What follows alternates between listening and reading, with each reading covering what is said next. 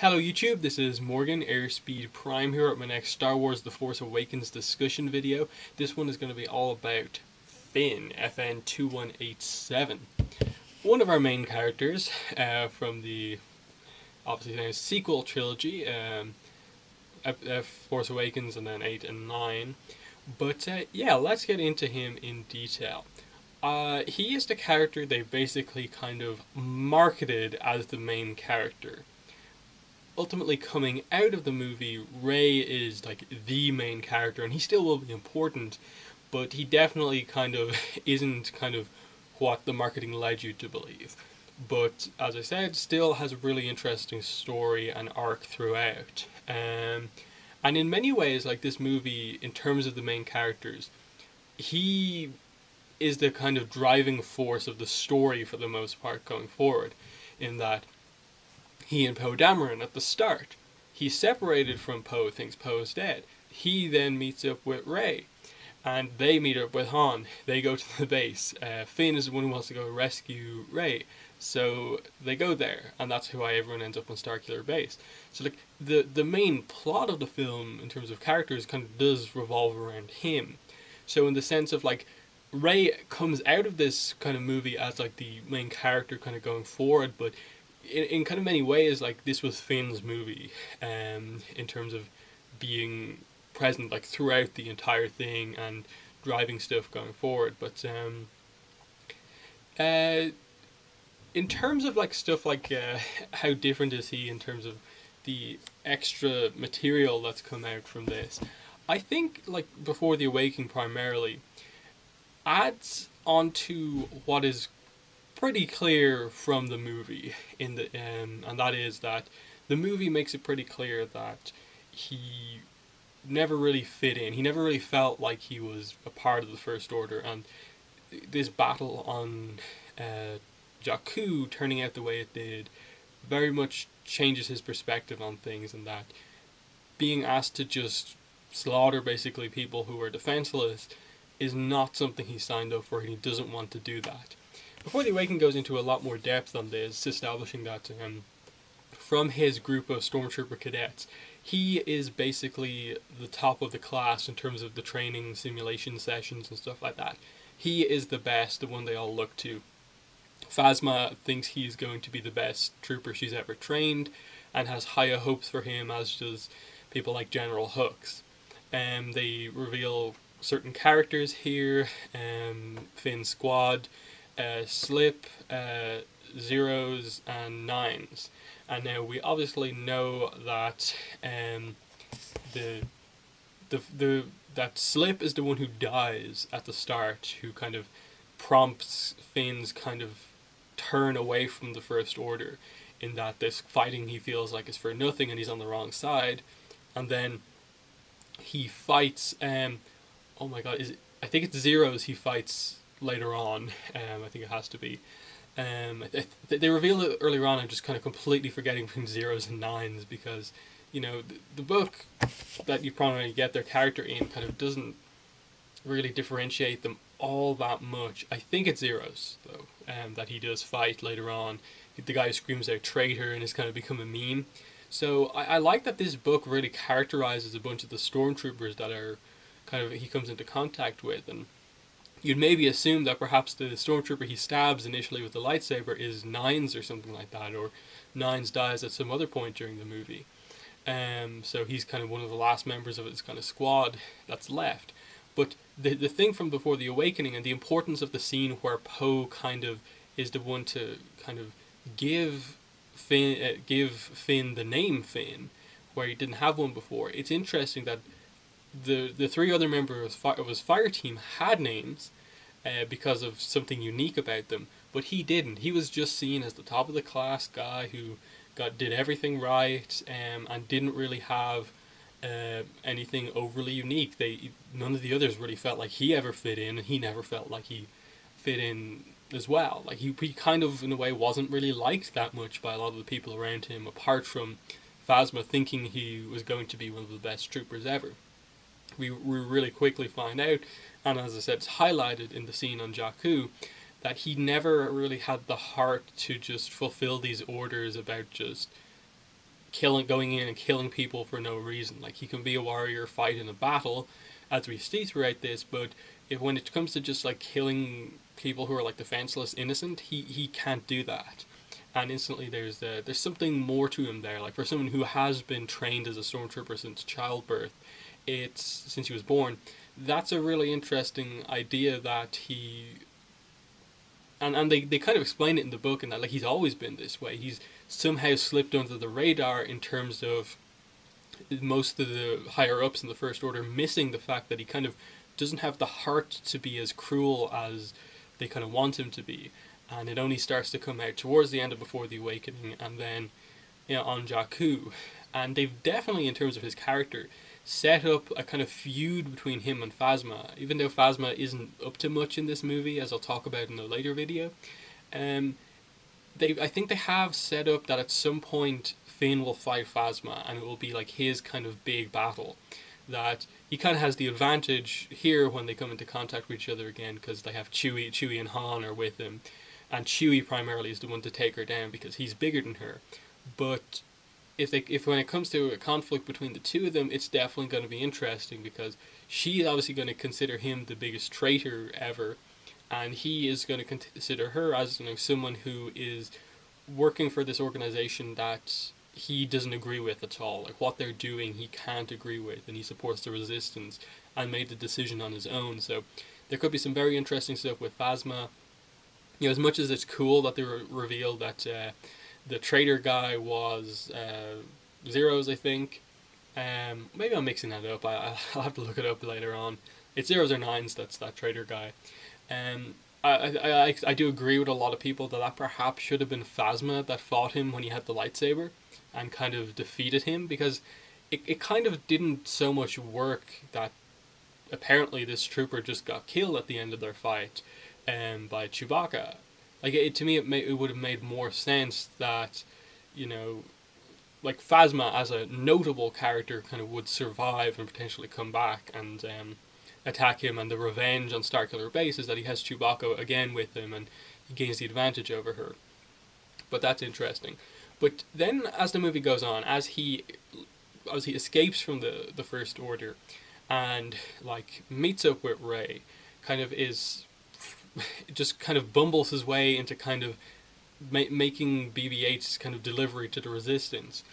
We see that the whole time he's just trying to run away from the First Order and not be a part of that. And the whole thing is that he's never felt like he's kind of belonged anywhere. That even these people in his fire team that kind of he considered friends, like, he was very different than them. They would go through with these orders to kill, but he wouldn't. So he didn't feel like he belonged there.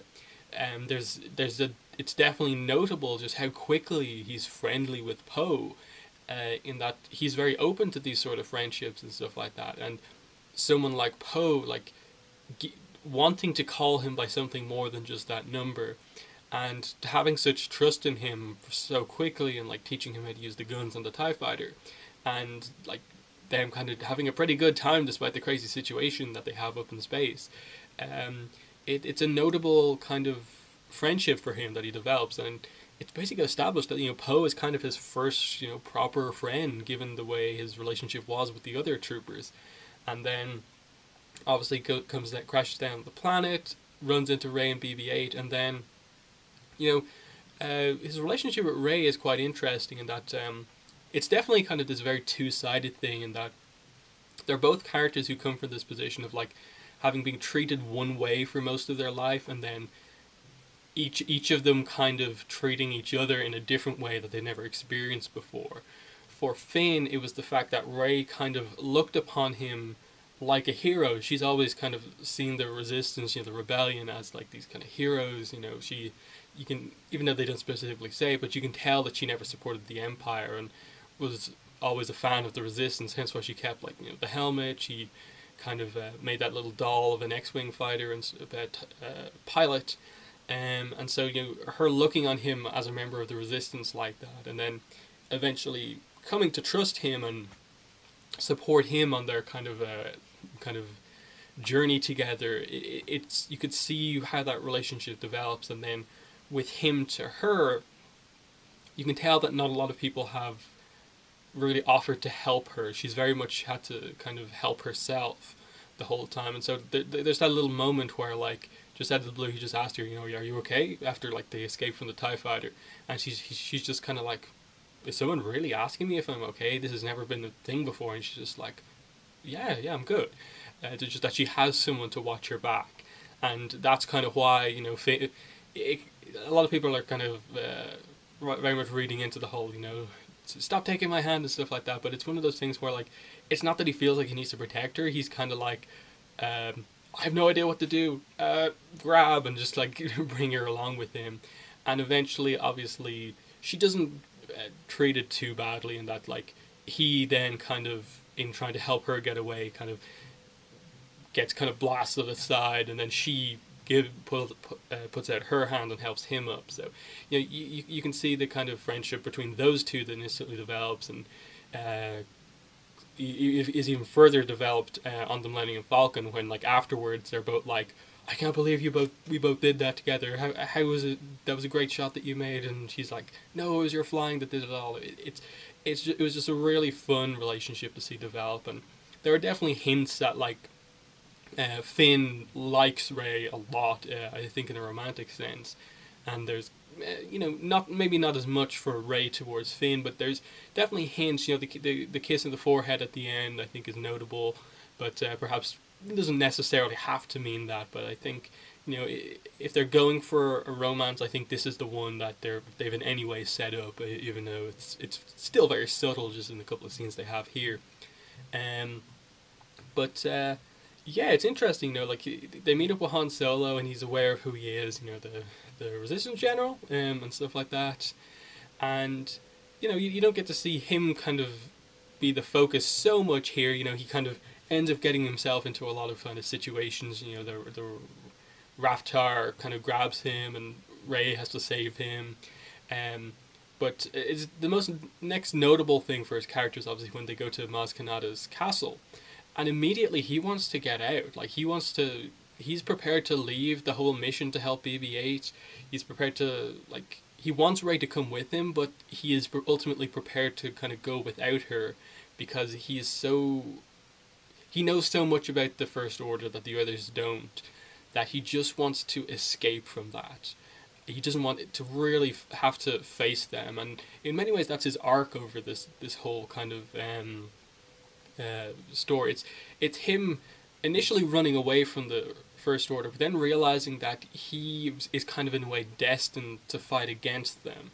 And what really prompts him to fight against them is that he, as much as maybe Rey doesn't need protection, he wants to look out for her, and he's close to her and wants to kind of be there for her throughout this whole event, and that she very quickly kind of joins that fight and wants to go ahead with that, and he is definitely there to support her. And so there's some notable scenes just that he eventually comes clean to Rey about the fact that he is just a stormtrooper. She ultimately doesn't care. You can tell it's a little bit of a shock to her that she was kind of lied to, but she's been with him enough to know that he's not that type of person. The fact that he did leave the First Order and doesn't really feel like an evil person and stuff like that. He's helped her this whole time. He's helped BB-8, Poe, that sort of thing. That doesn't matter. He's making the right decisions now, but the wrong decision he's making is fleeing away to the Outer Rim with these two guys, and ultimately it's wanting to protect Rey that kind of keeps him there, and that he sees the weapon fire and kind of realizes that I have information about this. I can't believe they completed it. Rey's in danger. I need to step in here. And it's interesting. Maz Kanata ultimately gives the lightsaber to Finn, obviously eventually to give to Rey, but it's a weapon that he initially uses. And this book establishes that the stormtroopers do go through training with melee weaponry. Not necessarily lightsabers, but they use and have sparring matches with various types of weapons. Some basically swords similar to lightsabers, and you can tell he's not used to the feel of a lightsaber. It's a very different type of weapon than even just a standard sword. So it works that he's reasonably skilled, knows how to block and stuff like that, but he's not used to the fact that the lightsaber kind of doesn't so much have a weight to it because it's an energy blade, and the only real weight is in the hilt, and then there's sort of a kind of gyroscopic effect because of the blade being kind of ultimately kind of sealed in a kind of magnetic field to keep the blade from just being a kind of continuous blaster bolt. Um, but he loses that fight. Like, you see that, like, he's not the best with a lightsaber, but he can do reasonably okay. And then the second he gets a blaster, he's taking out stormtroopers left, right, and center. It's really well done, and I do think the scene in the reunion between Poe and Finn is a really good scene, because Poe telling him that you're a good man, Finn, like, after having only known him for like at most like half an hour or something like that, just for this guy who technically was on the opposite side to him, like earlier on that day, is telling him that he is not just like cool for doing this, but like he is a fundamentally good person for helping him with this mission when he really had no right to. Like, they were just escaping together, and he went as far as to do this for him, so he can, ultimately, like, Finn like wasn't 100% like on the mission to kind of help BB-8, but ended up wanting to do that in the end, and I think that's an important thing about him. And there you can tell there's a closeness of, like, he does treat Poe as kind of his first friend, so it's an important relationship. And then of course he gives the Resistance the information he knows about the Starkiller base. He lies to all the higher ups at the Resistance because he wants to go after Rey to save her when she's captured. Which again, just a notable thing, that he's running away, and he's almost willing to do the complete opposite of that. He's running away from the First Order the whole movie, and then when Rey's captured and brought to Starkiller base, he is set to sprint straight for the base where basically the whole First Order is based, just to get Rey back. And that's the importance of that relationship to him, that he wants to get her back. He says this to Rey, to Leia and stuff like that. He wants to go after her, and that's how important it is. So, that's a very big thing in the movie. He then goes with Han and Chewie on the mission to take down the shields. Eventually reveals that he was only there as part of sanitation and doesn't really know to take down the shields, but eventually kind of comes up with a plan when they're there, and they do take it out. And ultimately his big moment on Starkiller base is like when he and Rey kind of flee from Kylo Ren. Rey is kind of flung aside and temporarily knocked out.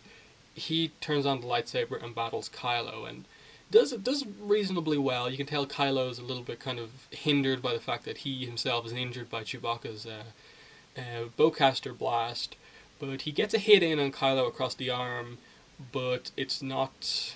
in a way, that hit kind of ends up losing the fight for him, because the fact that his attack didn't do that much damage just kind of makes Kylo even angrier, and like allows him to tap into the dark side and properly take Finn out. And Finn, like, the last time we see him kind of conscious really in the movie is him taking a pretty nasty lightsaber kind of cut right up his back, and we don't know the full extent of the injury. The novelization of The Force Awakens seems to suggest that it's a bad injury, but it's not like super life-threatening. Like, he will recover, it'll just take some time.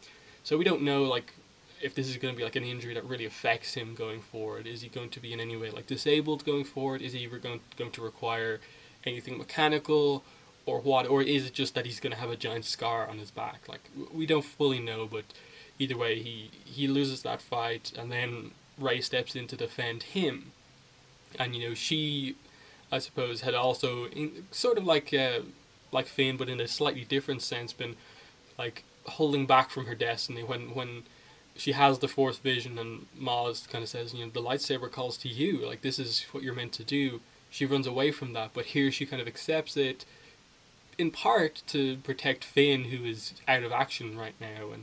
And you can tell that when she kind of defeats Kylo and just comes back to Finn, she's afraid that he's going to die because the planet's falling apart.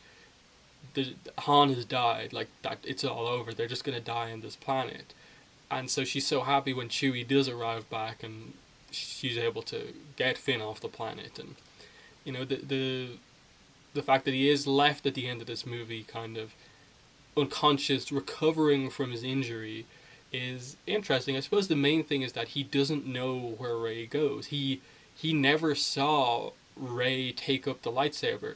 He still doesn't know that Rey is Force sensitive. Like that's the I think the notable thing about why they had Finn be unconscious at the end of this movie, that he's gonna wake up and be like, "Where's Rey?" And they're gonna reveal like all this crazy stuff to him, that like the reason you got off the planet against Kylo Ren is because Rey took up the lightsaber, defeated Kylo Ren, got you off the planet, and has now gone off to train with Luke Skywalker, potentially bring him back. And he's gonna be like, "What? She's Force sensitive, and like she's gonna be a Jedi, and like all of this amazing stuff is gonna be all revealed about her." And he missed it all because he was kind of out of action. I think they could do some funny stuff with that, but also emotional stuff with that at the start of the next movie for him as a character. Just knowing that this person he's cared about so much in this movie is kind of gone for now, and he's not really meant going to go after her. So he's going to have to, I suppose, stay with the Resistance and help Poe and Leia fully defeat the First Order. Again, we don't really know what the nature of that conflict is going to be in the next movie, so what exactly is his role going to be? I would assume they'll quickly realize through like some training that he's actually like got the potential to be a good ground commander, and he will potentially get a promotion and like be leading his own squad. So Poe will be like the fighter pilot's leader, while Finn will potentially be one of the leaders on the ground, and that would be a cool thing for them to have. So I assume the next movie will have a lot of more developing of the Poe-Finn relationship, and potentially just him always constantly reflecting on where exactly Rey is, when she will come back to the Resistance, and will she be able to bring Luke back. I think that'll be a lot of it. Or will they potentially keep some of the stuff from her? Will they wait for her to reveal to him that she's Force sensitive, or what? I'm kind of wondering that, because even when she has the chance to reveal to him that she was somewhat Force sensitive, she doesn't. When they arrive on Starkiller Base, and again she thanks him so much for coming after her. In that, again, it's a big thing for her as a character to have had to basically be on her own, captured on this base. She's only known these people for not that long. There's no way they're going to come after her, but they do come back, and she realizes that these people care about her so much that she hasn't experienced that before. So they're important relationships for her, and her impact on the people is definitely notable. But it's interesting with his character that almost by the end of this movie, like, he was basically the main character in this movie, but you'd almost assume he has to, in the next movie, almost be supporting character rather than absolute main, because Rey has absolutely, by the end of episode 7, jumped from being, initially at the start you think she's going to be like the lead supporting character, but by the end she is the main character. And in a way, Finn and Rey almost kind of swap positions over the course of this movie in terms of importance. So it'll be interesting to see episode 8, just to see how they approach that. Just in the sense that Rey's arc is pretty much planned out. We assume she's going to train with Luke, and train up, eventually come back to the Resistance and challenge Kylo Ren, and they'll take on Snoke.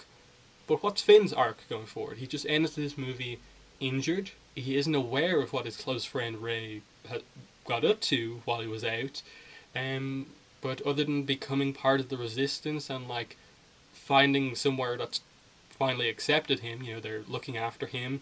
They realize how important his information was in the taking out of Starkiller Base. He could be seen as somewhat of a hero after coming back from this, going up against Kylo Ren and surviving. He could become somewhat of a legend going into the next movie, but we'll have to wait and see. Either way, fantastic new character to be introduced.